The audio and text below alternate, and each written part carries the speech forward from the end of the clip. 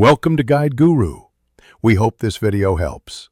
You start by securing the car and gaining access. With the engine off and parking brake set, open the hood and locate the headlamp assembly behind the bumper.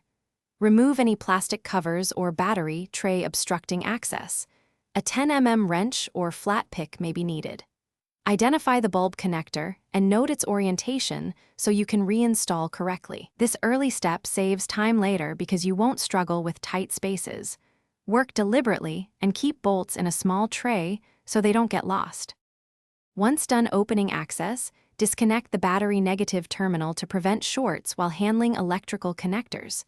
You then unclip the wiring connector from the bulb, press any retaining tabs, and twist the bulb socket counterclockwise to release.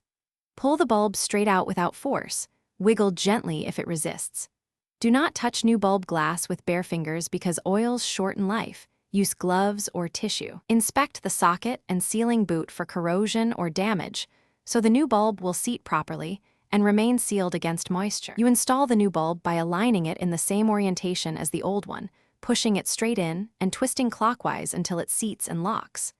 Reattach the wiring connector and any seals or covers removed earlier. Reconnect the battery negative terminal, then turn on headlights to test low and high beams.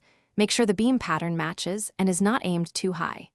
If the light doesn't work, recheck the connector, inspect the fuse, confirm bulb type, and test socket continuity with a meter. This troubleshooting catches the common faults. Thanks for watching. Consider subscribing if we helped you today.